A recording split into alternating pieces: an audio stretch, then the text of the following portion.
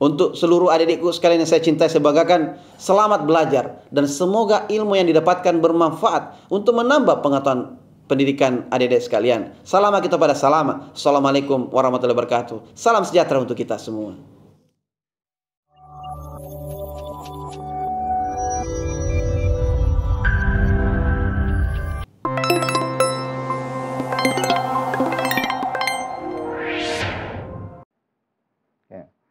Bismillahirrahmanirrahim. Assalamualaikum warahmatullahi wabarakatuh. Alhamdulillahirabbil alamin. Wassalatu wassalam ala Rasulillah. Allahumma shalli ala sayyidina Muhammad wa ala ali sayyidina Muhammad. Nanda sekalian, kali ini kita berjumpa. Saya Kamarudin, guru Smart School untuk mata pelajaran pendidikan agama Islam dan budi pekerti. Insyaallah kita akan membahas tentang ketentuan pernikahan dalam Islam. Tapi sebelumnya jangan lupa untuk tetap bersemangat dan semoga kita semua tetap sehat. Apalagi dengan yel-yel, jangan lupa salam Smart School berkarakter cerdas Ki.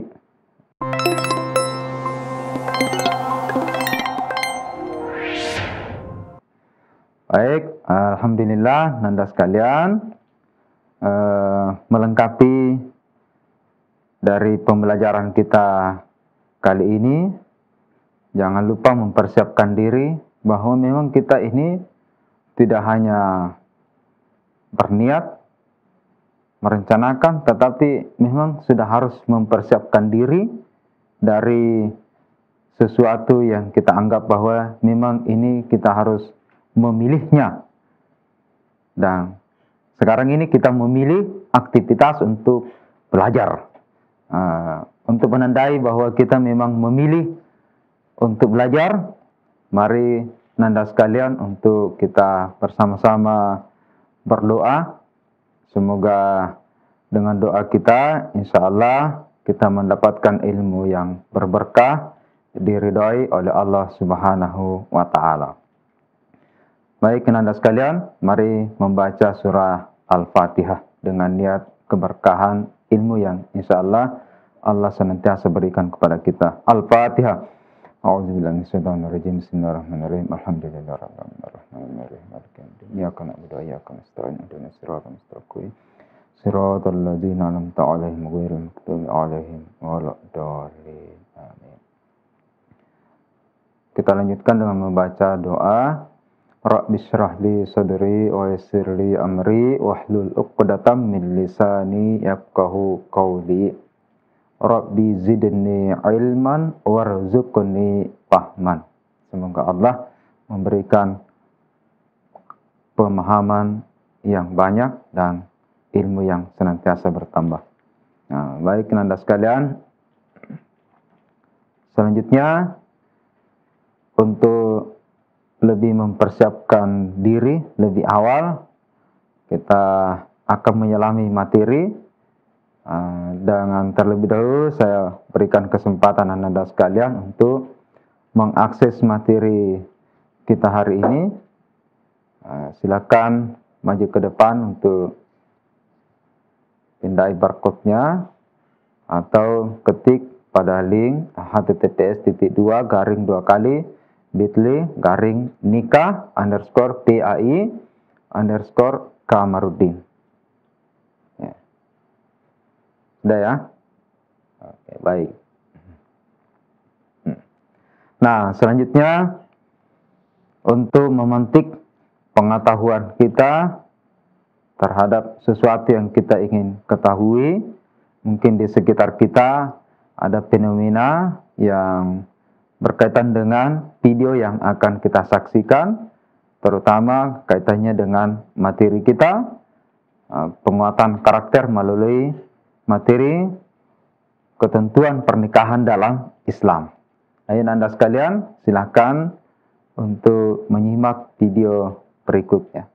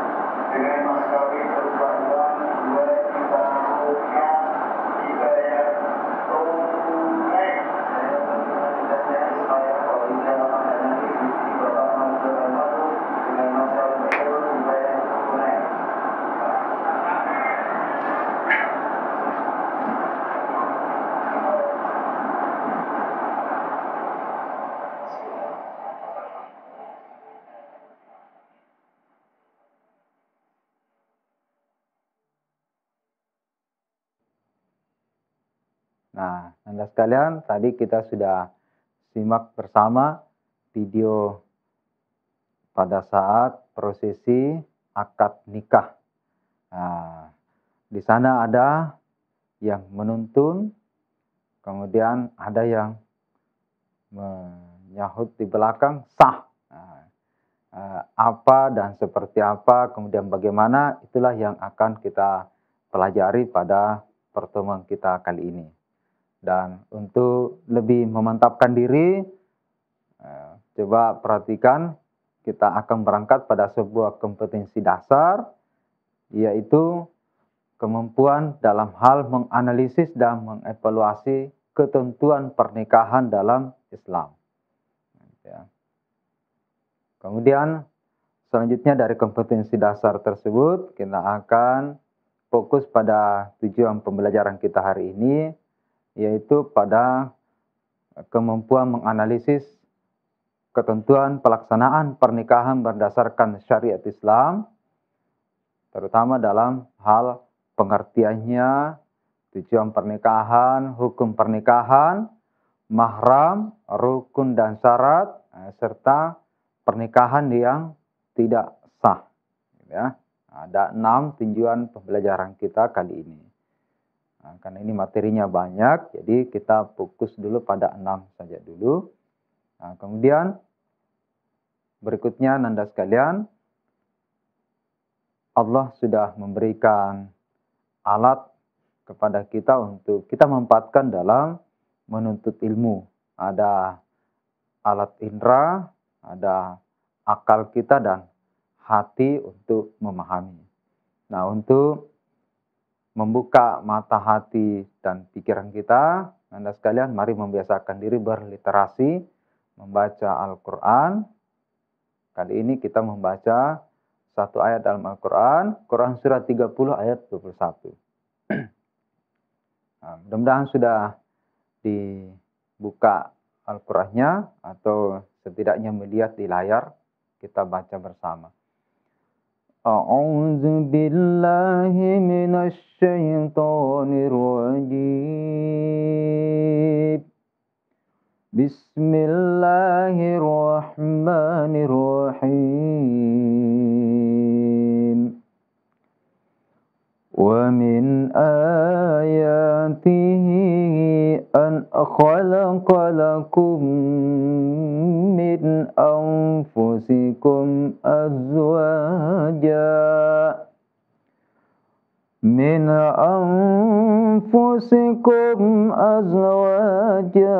litaskunu ilaiha wa ja'ala bainakum mawaddatan wa rahmah. Inna fi dzalika laayatil liqaumin yatafakkarun.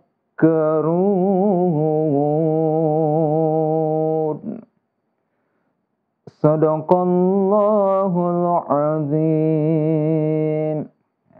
Alhamdulillah. Terima kasih banyak Nanda sekalian yang telah membaca. Dan mungkin di antara Nanda sekalian ada juga yang belum mampu membaca dengan baik dan benar. Tapi insya Allah ayat Al-Quran itu dibaca, didengarkan, ya, pastami'u lahu. Nah, kita mendengarkan, menyimak, itu juga insya Allah akan mendapatkan pahala. Nah, berikutnya ya Nanda sekalian, kita masuk pada pembahasan, tapi kita perhatikan dulu gambar. Ya. Berikut ini Nanda sekalian, kira-kira gambar apa ini? Ya, meminang. Oke. Tapi mungkin ada juga yang melihatnya, wah itu ada buku, ada cincin, ya begitulah. Mungkin gambarnya kalau orang bertunangan sebelum menuju pada proses akad nikah, ya. Berikutnya apa nih? Bayi. Oke. Gambaran kita tentu dalam sebuah pernikahan itu menginginkan ada yang namanya keturunan. Oke. Gambar berikut apa Nanda sekalian? Oke, keluarga. Nanda sekalian, tentu dari pernikahan tadi ada anak tumbuh besar, hidup dalam rumah tangga. Inilah menjadi unit terkecil dalam satu masyarakat, itulah keluarga. Ada ayah, ada ibu, ada anak, ya. Oke. Nah, mudah-mudahan tentu saja kita semua ini memang kita hidup dalam satu keluarga, dan terutama Nanda sekalian yang kelas 12 ini atau dari siswa atau dari siapa saja yang belum berkeluarga, ya mudah-mudahan kita semua berdoa nanti menjadi keluarga yang sakinah mawaddah warahmah kalau nantinya sudah memilih untuk menikah. Tetapi Nanda sekalian, sebagai orang yang beragama, bahwa kita tidak saja langsung mengamalkan, tetapi lebih penting dari itu adalah mengetahui apa yang kita ingin amalkan berdasarkan keyakinan kita. Itulah yang disebut dengan iman. Itulah pentingnya kita berangkat pada keyakinan menjalankan suatu ajaran agama Islam, karena kita punya pondasi yang disebut dengan iman, kemudian ilmu, dan kita siap untuk mengamalkannya. Pertama adalah pengertian pernikahan. Nah, pengertian pernikahan yang pertama adalah kita bisa lihat secara bahasa, yaitu mengumpulkan, menggabungkan, atau menjodohkan. Secara bahasa ya. Jadi mengumpulkan, menggabungkan, atau menjodohkan. Nah, berikutnya kita juga bisa melihat pada penjelasan pengertian pernikahan menurut Kamus Besar Bahasa Indonesia. Itu adalah perjanjian antara laki-laki dan perempuan untuk bersuami istri. Jadi laki-laki dan perempuan membuat janji untuk bersuami istri. Kemudian berikutnya pernikahan dalam Undang-Undang Perkawinan. Kita bisa lihat ya pada Undang-Undang Nomor 1 Tahun 1974 tentang perkawinan, yaitu adalah ikatan lahir batin antara seorang pria dan wanita sebagai suami istri dengan tujuan membentuk keluarga atau rumah tangga yang berbahagia dan kekal berdasarkan ketuhanan yang Maha Esa. Oke ya. Nah, Nanda sekalian,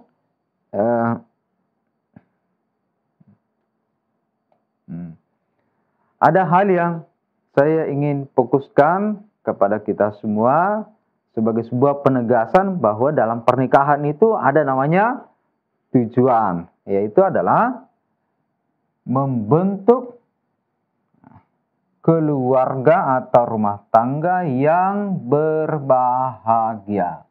Ya. Tidak ada orang yang tidak ingin bahagia. Ya. Pasti semua. Ya.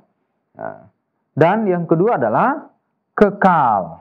Oke, jadi bukan sementara waktu, ya, tapi kekal, dunia wal akhirat, dunia dan akhirat. Dan yang mengikat kita semua itu adalah pada keyakinan ketuhanan yang Maha Esa. Itu landasannya Allah Subhanahu wa Ta'ala. Ya.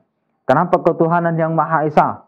Ya, karena undang-undang ini mengatur pada semua agama di Indonesia. Ketika ingin kawin, maka aturannya, landasannya pada undang-undang ini. Ya, makanya tidak juga dikatakan undang-undang pernikahan, tapi undang-undang perkawinan. Karena pernikahan, nikah itu lebih konotasinya pada makna secara bahasa, yaitu bahasa Arab. Oke. Lanjut, syariat, yaitu adalah akad yang menghalalkan pergaulan antara laki-laki dan perempuan yang bukan mahramnya, yang menimbulkan hak dan kewajiban masing-masing. Ya. Itu secara syariat. Jadi sudah bicara tentang akad yang menghalalkan. Berarti sebelumnya masih haram antara laki-laki dan perempuan. Dengan akad, yaitu akad pernikahan, berdasarkan ketentuannya yang nanti kita akan bahas lebih lanjut, maka dengan itu menjadi halal. Oke. Nah, Nanda sekalian, berikutnya adalah tujuan pernikahan. Yang pertama adalah untuk memenuhi tuntutan naluri manusia yang asasi. Nah, jadi menikah itu adalah sesuatu yang sifatnya asasi. Nah, berarti kalau ada orang yang berpikir, bercita-cita tidak mau menikah, itu pada dasarnya dia melanggar hak asasinya. Ya. Nah, kemudian yang kedua adalah untuk mendapatkan ketenangan hidup. Insya Allah, ya, yakin dan pasti orang yang menikah berdasarkan tuntunan syariat Islam, nah, mulai dari proses peminangannya dan seterusnya, akad nikahnya, ya, sampai membangun rumah tangga, itu akan mendapatkan ketenangan hidup. Kemudian yang ketiga adalah membentengi akhlak. Yakin dan pasti Anda sekalian bahwa laki-laki sebagai suami itu akan bertanggung jawab untuk menjadi contoh teladan kepada istrinya. Demikian pula sebaliknya, istri kepada suami. Karena nanti ada anak, itu juga akan menjadi tanggung jawab bersama. Pasti dia akan menginginkan anak atau keturunannya menjadi anak yang baik, yang berakhlak. Nah, karena itu dia harus menjadi benteng utama dari akhlak itu sendiri. Kemudian yang keempat adalah meningkatkan ibadah kepada Allah Subhanahu wa Ta'ala. Kenapa disebut meningkatkan? Karena memang pernikahan itu, menikah itu adalah perintah, menikah itu adalah anjuran, ya. Jadi kalau dilaksanakan berarti itu adalah kita melaksanakan perintah Allah. Nah, itu adalah ibadah. Kalau tidak, itu nanti juga yang disebut dengan ada pelanggar. Seperti apa situasi dan kondisinya, maka nanti pada materi berikutnya kita akan ulas lebih lanjut, ya. Kemudian berikutnya adalah akan mendapatkan keturunan yang saleh. Ya, semua orang pasti menginginkan anaknya yang saleh, anaknya yang baik. Bahkan perampok yang kelas kakap sekalipun itu pasti menginginkan anaknya juga adalah anak yang baik. Okay. Karena itu adalah sesuatu yang sifatnya fitrawi. Kemudian menegakkan rumah tangga yang islami. Ya, insyaallah. Itu tujuan pernikahan yang dapat kita urai, dapat kita simak, ya. Setidak-tidaknya 6 tadi. Kemudian berikutnya kita masuk pada hukum pernikahan. Yang pertama adalah ada yang namanya wajib. Perhatikan, yang dimaksud wajib itu adalah sesuatu yang kalau dilaksanakan berarti dapat pahala. Tapi kalau ditinggalkan maka akan dapat dosa. Jadi seperti apa kondisinya?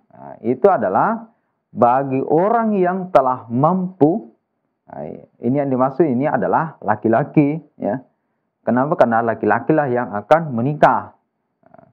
Bagi orang yang telah mampu baik fisik, mental, ekonomi, sudah mampu membiayai, secara akhlak juga, dan mempunyai keinginan untuk menikah, dan jika tidak menikah, maka akan dikhawatirkan jatuh pada perbuatan maksiat. Maka dalam kondisi seperti ini, maka wajib baginya untuk menikah. Kalau tidak menikah, pasti berdosa. Ya. Nah, Anda sekalian sudah bisa mengidentifikasi diri, apakah ini saya wajib atau tidak, atau belum. Ya. Jangan sampai ada yang langsung mewajibkan diri, karena ada kondisi lain. Kondisi lain kita lihat pada hukumnya yang sunnah. Siapa itu? Adalah bagi orang yang telah mempunyai keinginan untuk menikah, namun tidak dikhawatirkan dirinya akan jatuh kepada maksiat sekiranya tidak menikah, karena masih mampu untuk menahan gejolak nafsu, ya. Dalam kondisi seperti ini, maka seseorang boleh melakukan dan boleh tidak melakukan pernikahan.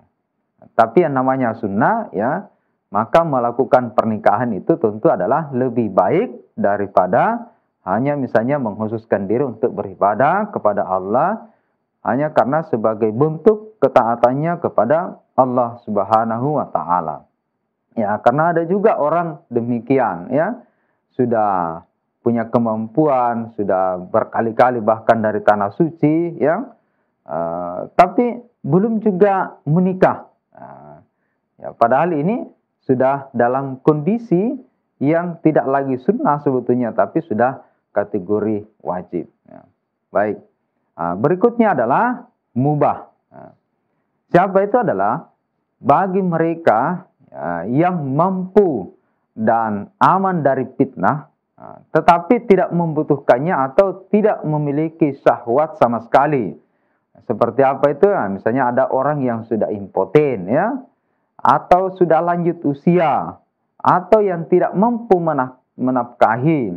Tetapi memang si wanita atau si perempuan syaratnya ya harus rela dengan syarat perempuan tersebut harus rasyidah atau berakal. Ya, saya kira dalam situasi seperti ini, misalnya ada orang yang sudah usianya 80 tahun, 90 tahun, bahkan sudah 100 tahun, ya, tapi dia masih tetap mau menikah dan istri yang dipilihnya, atau perempuan yang dipilihnya sebagai istri, itu juga sudah berusia 60 tahun, 70 tahun.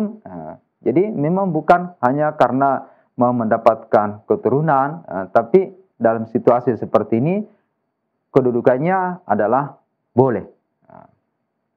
Kemudian selanjutnya yang keempat adalah makruh.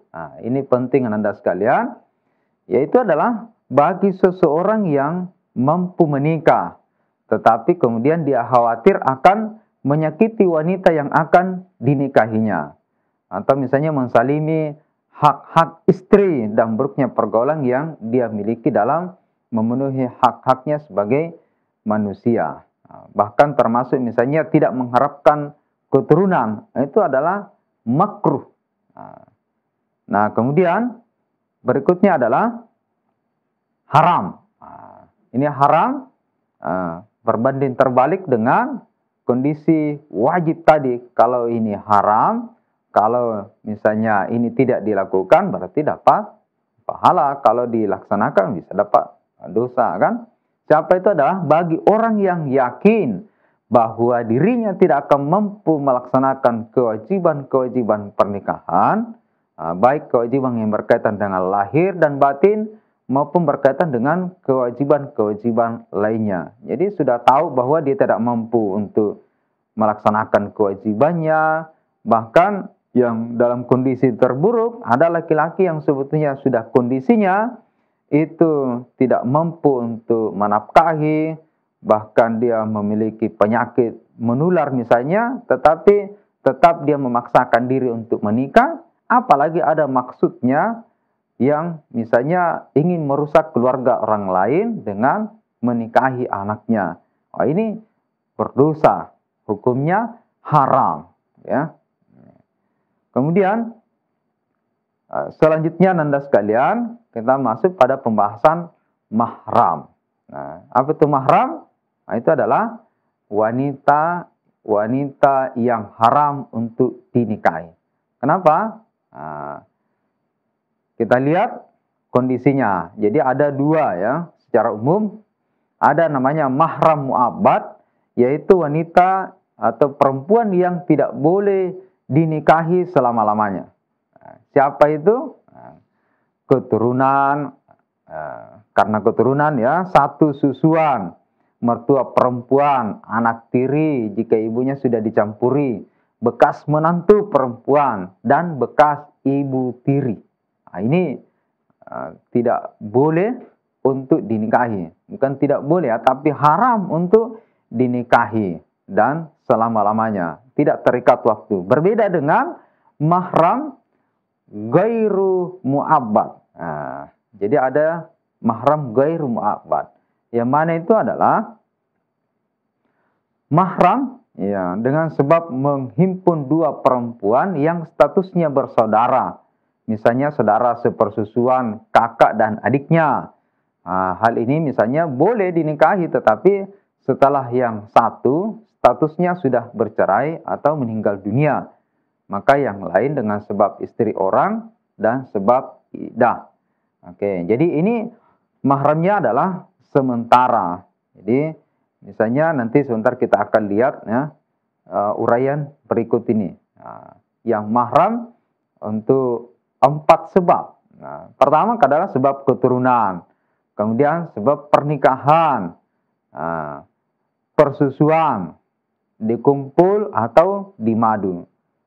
Ini yang keempat ini karena kadangkala ada orang yang kemudian belum paham, tetapi kenyataannya sudah demikian, ada yang kejadian.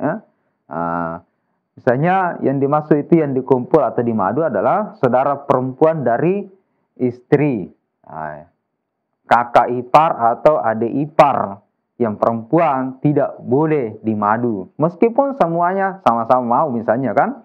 Tapi kalau misalnya istrinya meninggal dunia atau dicerai misalnya, kemudian diperistrikan oleh orang lain, maka yang tadinya ini adalah adik ipar atau kakak ipar yang statusnya adalah mahram, itu menjadi bukan mahram. Itu boleh dinikahi. Ya. Begitu juga bibi perempuan dari istri. Tidak boleh dia mahram.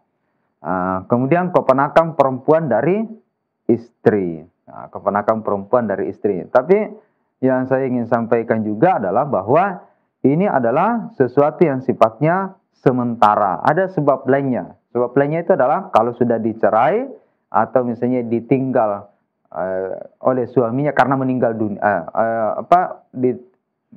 istrinya meninggal, maka saudaranya atau bibinya atau keponakannya maka boleh. Baik. Berikutnya Nanda sekalian, karena ini ketentuan, maka berarti ada sesuatu yang harus diketahui untuk menentukan bahwa ini sah atau tidaknya. Kita rukun dan syarat. Yang pertama adalah calon suami atau calon mempelai laki-laki. Syaratnya adalah bukan mahram, dikehendaki. Tentu ya tidak dipaksa kan. Kemudian muayyan. Muayyan ini adalah bahwa calon suami itu harus diketahui jelas siapa dia, identitasnya, di mana dia. Jangan sampai hanya karena KTP-nya yang misalnya mirip laki-laki, bahkan seperti laki-laki misalnya, tetapi ternyata dia adalah perempuan. Ya, seperti fenomena ada perempuan ketika dia sudah menikah itu melaporkan ke pemerintah setempat karena ternyata laki-laki yang selama ini menjadi suaminya katanya itu adalah perempuan juga. Ini pentingnya syarat calon suami adalah harus muayyan. Berikutnya adalah calon istri. Calon istri syaratnya adalah bukan mahram. Kemudian terbebas dari halangan nikah. Seperti apa itu halangan nikah? Misalnya karena dia masih dalam masa iddah. Atau misalnya dia masih dalam status istri orang yang belum cerai, belum diceraikan. Ya. Selanjutnya adalah wali nikah. Wali nikah ini tentu adalah wali nikah dari si perempuan. Yang pertama adalah orang yang dikehendaki, laki-laki, mahram dari si wanita, kemudian balik. Jadi mahram si wanita, bukan yang penting dia adalah keluarga, tapi dia mahramnya. Kemudian balik, berakal, adil, kemudian tidak terhalang oleh wali lain, tidak buta, tidak berbeda agama, kemudian merdeka. Jadi tidak dipaksa. Berikutnya adalah ijab kabul. Yang keempat adalah rukunnya ijab kabul. Syaratnya adalah tidak tergantung dengan syarat lain, tidak terikat dengan waktu tertentu. Misalnya tadi kita ingat ya pada saat video pembelajaran di awal tadi, bagaimana proses ijab kabul dilangsungkan, ya, semua diucapkan dengan jelas, kemudian dibayar tunai, kemudian ada menyatakan di situ sah, kemudian boleh dengan bahasa asing, dengan menggunakan kata tazwij atau nikah, jadi tidak boleh sindiran, saya jodohkan Anda, tapi langsung saya nikahkan Anda, dan seterusnya dengan ungkapan-ungkapan yang sudah kita tentukan, ya. Kemudian kabul harus dengan ucapan qabiltu. Jadi intinya adalah harus dengan kata-kata yang jelas. Bahkan menghindarkan diri dengan hanya mengatakan saya kawinkan, langsung saya nikahkan, karena kata kawinkan itu biasanya katanya adalah untuk hewan misalnya, ya. Tapi kalau nikah memang itu adalah laki-laki dan perempuan. Berarti itu adalah yang namanya manusia. Kemudian yang terakhir adalah 2 orang saksi. 2 orang saksi. Syaratnya adalah laki-laki, merdeka dan bukan orang fasik. Jadi meskipun 10 orang itu perempuan bersaksi, tapi karena ya itu tadi syaratnya dia bukan laki-laki, maka tidak sah. Oke. Kemudian tidak merangkap sebagai saksi. Misalnya ada orang yang keluarga laki-laki, hanya karena melihat bahwa si perempuan ini tidak ada saksinya, maka dia bersaksi atas nama si perempuan. Itu juga tidak boleh. Jadi harus juga saksi dari pihak si perempuan. Kemudian yang ketiga adalah sunnah dalam keadaan rela dan tidak terpaksa. Ya, karena memang mau membangun ikatan dalam rumah tangga. Nah, kemudian berikutnya Anda sekalian, pernikahan yang tidak sah. Pernikahan yang tidak sah. Memangnya ada pernikahan yang tidak sah? Iya. Kenapa? Karena memang secara rukun itu sudah terpenuhi tadi. Ada mempelai laki-laki dan mempelai perempuan, ada ijab kabulnya, ya, ada walinya, kemudian ada saksinya. Tapi ada juga pernikahan pada kenyataannya fakta itu juga tapi tidak sah. Pertama adalah nikah mut'ah. Itu adalah nikah kontra. Yang mana itu pernikahan yang dibatasi untuk jangka waktu tertentu, baik sebentar ataupun lama. Kan ada ya, 2 tahun. Setelah itu tidak lagi berstatus sebagai suami istri. Kita di Negara Kesatuan Republik Indonesia diatur dalam undang-undang tidak sah yang demikian. Kemudian berikutnya ada namanya nikah sigar, yaitu adalah pernikahan dengan persyaratan barter tanpa pemberian mahar, ya kan?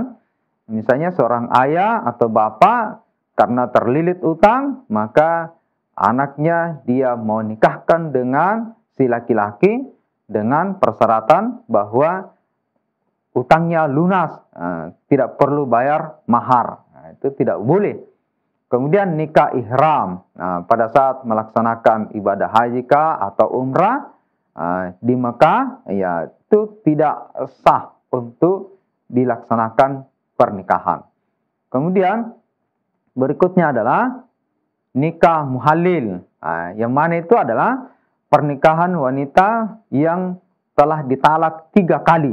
Jadi talak 1 masih bisa rujuk kembali. Talak 2 kali itu masih boleh. Tapi kalau sudah 3 kali ditalak, maka tidak boleh lagi dinikahi. Kecuali mantan istrinya tadi menikah lagi dengan laki-laki lain, lalu kemudian ada sebabnya tanpa rekayasa, kemudian dia diceraikan lagi oleh si suami yang kedua tadi, dengan ketentuan dia sudah pernah berhubungan suami istri, kemudian diceraikan. Boleh dinikahi kembali oleh mantan suaminya yang pertama. Itu. Kemudian Berikutnya adalah pernikahan dengan wanita-wanita kafir selain wanita-wanita ahli kitab. Kemudian nikah tanpa wali, la nikaha illa biwaliin. Tidak boleh, tidak sah ada pernikahan kalau tidak ada wali. Kemudian menikahi mahram. Nikah dalam masa iddah. Masa iddah itu maksudnya adalah masa menunggu dari si perempuan setelah ditinggal oleh suaminya. Apakah ditinggal karena meninggal dunia atau ditinggal karena diceraikan? Ya kan? Misalnya ya beberapa waktu yang lalu misalnya ada si artis begitu ya. Ketika dia meninggal, istrinya baru berapa bulan, 1 bulan ada yang lamar misalnya. Wah, ternyata tidak bisa karena dia masih dalam keadaan masa iddah. Masa iddahnya adalah 3 kali quru atau 3 kali masa suci. Ada yang menyebutkan 3 bulan, belum tentu. Karena masa haid dari si perempuan itu kadang lebih dari 1 bulan atau 1 bulan. Itulah yang disebut dengan 3 kali quru. Baik, sepupu 1 kali. Katanya ada sepupu bisa dipupuk. Jadi Anda sekalian, ketika sepupu itu tidak dalam keadaan sebagai wali, maka boleh. Tapi kalau misalnya dalam situasinya adalah sebagai wali, karena berdasarkan urutannya tadi, misalnya si laki-laki tadi tidak ada ayahnya karena sudah meninggal, tidak ada kakeknya, kemudian tidak ada saudara laki-lakinya, kemudian tidak ada anak laki-laki dari saudara laki-lakinya atau keponakan laki-lakinya, dan seterusnya sampai yang berikutnya adalah sepupunya yang laki-laki.